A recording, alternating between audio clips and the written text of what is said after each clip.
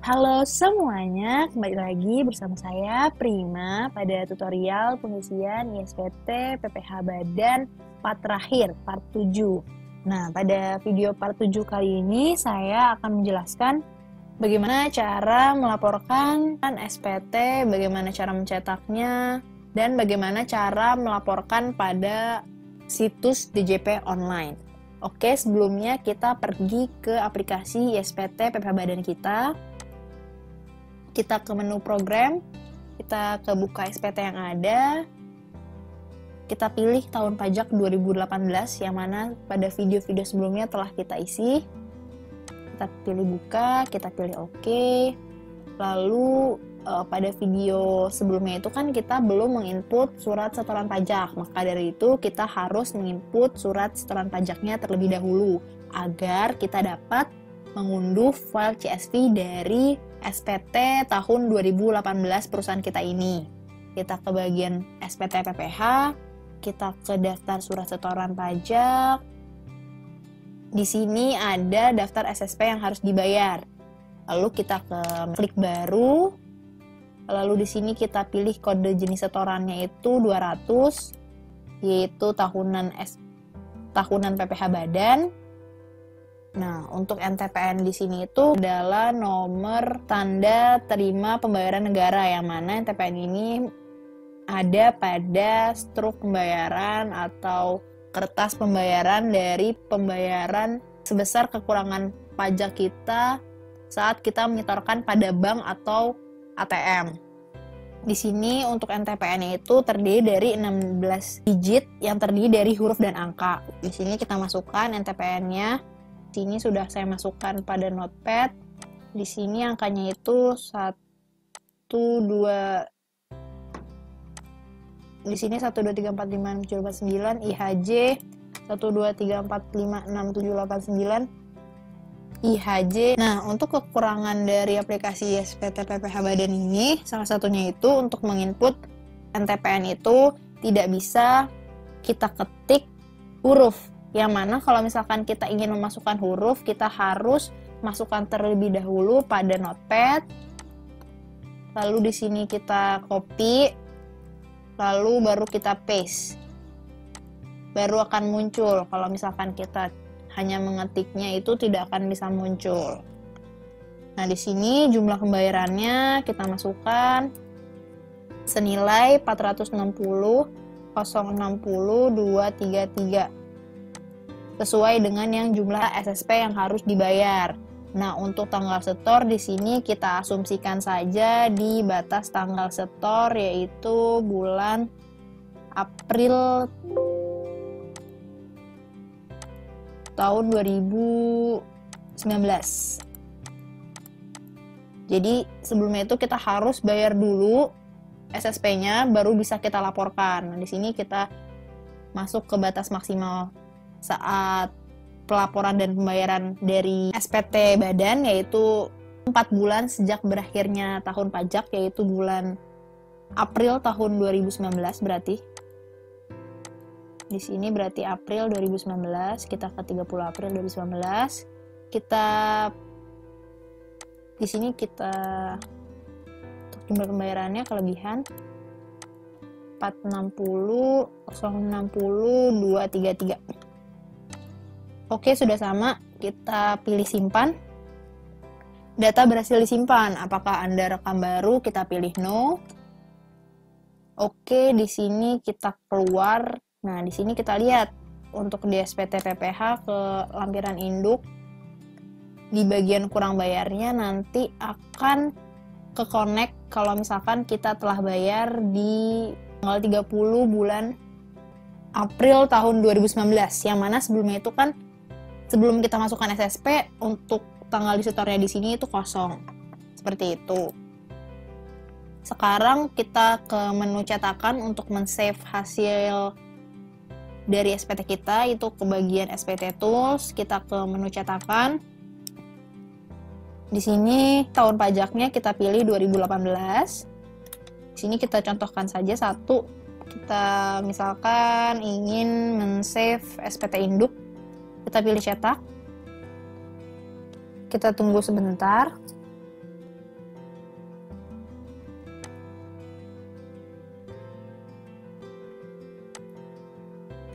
Ya di sini lagi proses loading. Oke, ini hasil dari SPT induk yang sebelumnya telah kita kerjakan. Bisa kita save di bagian print. Lalu kita pilih yang Microsoft Print to PDF, kita pilih print.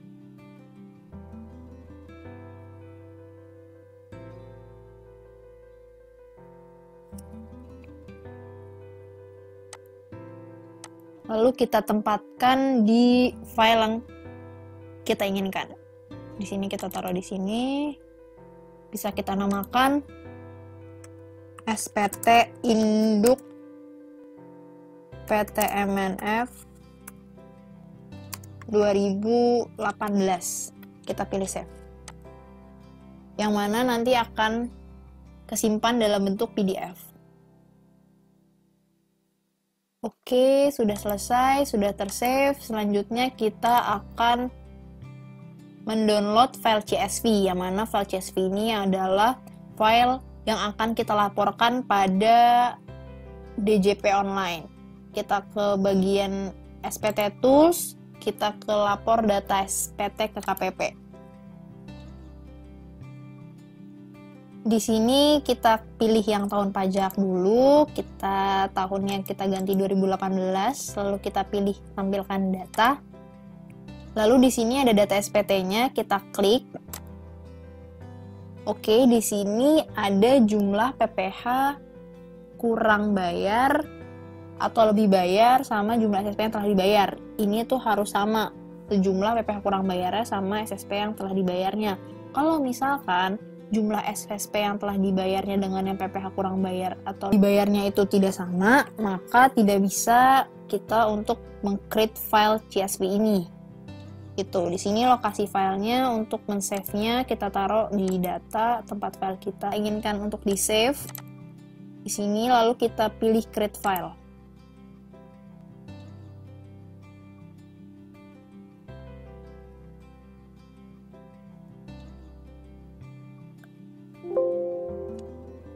Oke, data telah disimpan dalam bentuk CSV format. Coba kita lihat di sini. Ya, sudah ada nih ya, dalam bentuknya dia ini file CSV. Hasil datanya itu seperti ini. Oke, kita close. Selanjutnya untuk melaporkan SPT pada situs DJP online, itu kita bisa ke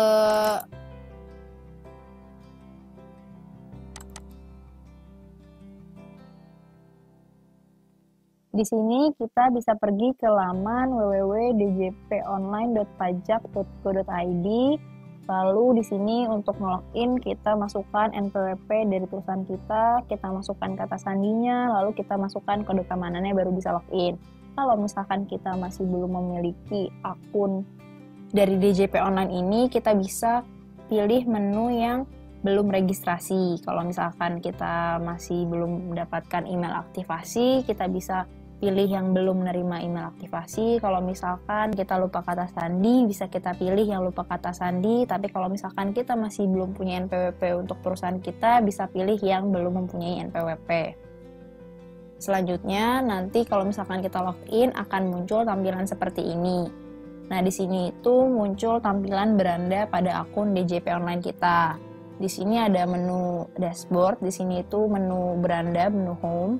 Lalu di sini ada menu profil, yaitu di sini yang berisikan tentang profil perusahaan kita, siapa penanggung jawab perusahaan kita, tempat alamat perusahaan kita di mana, yang berisikan tentang informasi-informasi tentang perusahaan kita ada di sini, nomor KLU dan sebagainya.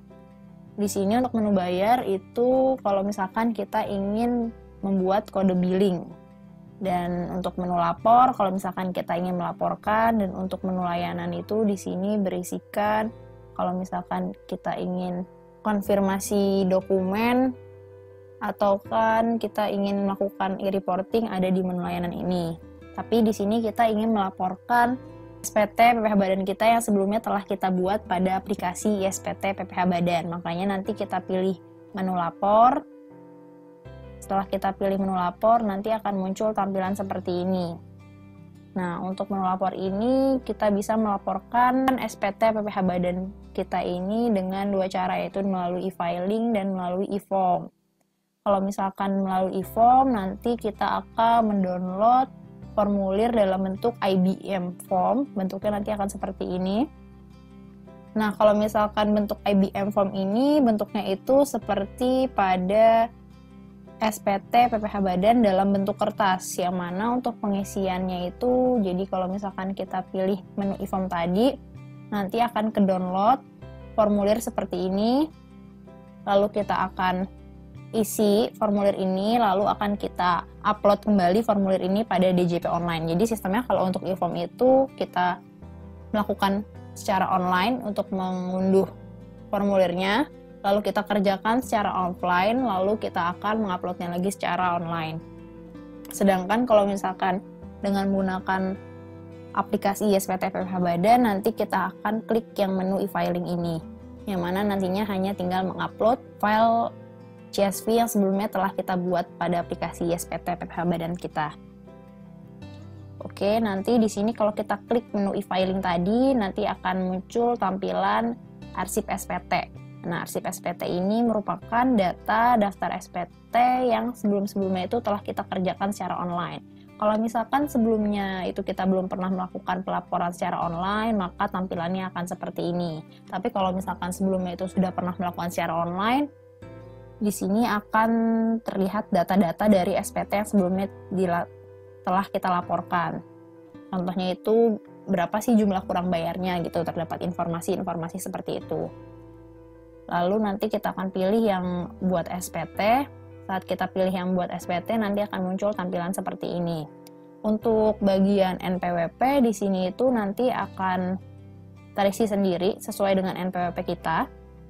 Lalu di sini ada menu file SPT, yang mana di sini itu adalah file CSV yang sebelumnya itu telah kita buat pada aplikasi SPT PPh Badan kita, yaitu file yang ini, yang sebelumnya itu telah kita buat.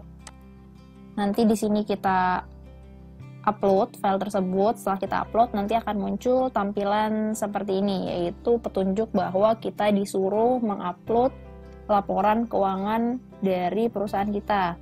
Selain laporan keuangan, juga terdapat pilihan-pilihan bahwa kita harus mengupload file-file lain seperti daftar nominatif biaya promosi, atau kan misalkan laporan perbandingan utang modal kita.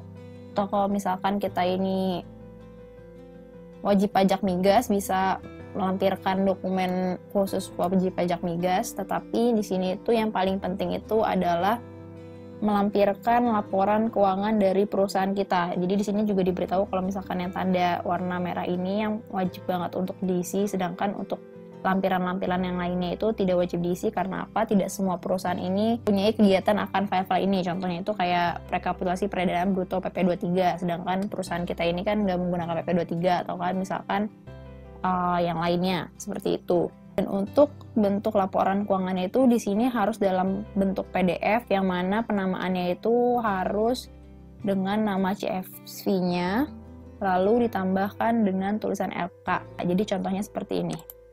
Jadi misalkan di sini ada file di sini saya contohkan kalau misalkan ini itu laporan keuangan. Jadi kita copy nama CSV-nya, lalu kita rename di laporan keuangannya. Ini saya contohkan ya, ceritanya ini laporan keuangannya. Di sini tambahin LK. Oke, jadi nanti penguploadannya harus file seperti ini.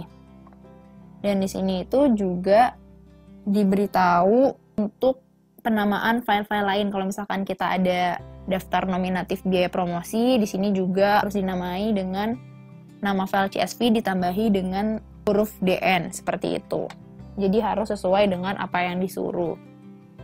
Dan untuk di sini itu diberitahu kalau misalkan SPT yang dilayani adalah SPT tahunan PPh Badan Rupiah 1771 F11321401111. Nah, taunya dari mana sih kalau misalkan SPT tahunan PPh Badan Rupiah kita ini SPT tahunan PPh Badan Rupiah yang ini? Nah, kalau misalkan SPT tahunan PPh Badan Rupiah yang F11321401111 adalah untuk aplikasi ISPT PPH Badan 2010 yang mana pada versi terbaru. Jadi kalau misalkan file CSV kita itu berasalkan dari ISPT PPH Badan yang belum terupdate, maka tidak dapat dilayani pada situs DJP online ini. Jadi tidak akan bisa ke-upload. Nah, taunya dari mana sih kalau misalkan file CSV-nya kita itu berasal dari ISPT yang sudah terupdate atau belum? Nah, kalau misalkan file CSV kita sudah berasal dari aplikasi ISPT yang sudah terupdate, di sini tuh belakangnya 11.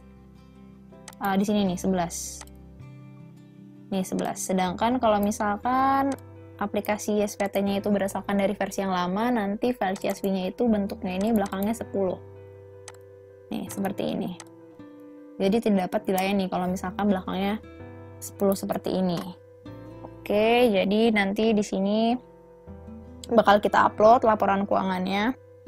Nah, untuk file CSV itu sebenarnya bentuknya apa sih? Nah, untuk file CSV sendiri itu dalamnya itu seperti ini.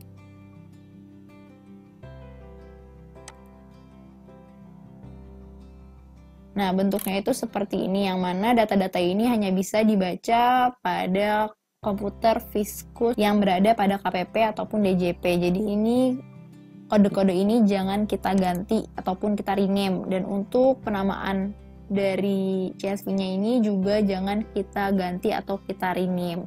Seperti itu. Misalkan kita sudah menguploadnya, nanti kita pilih yang start upload di sini.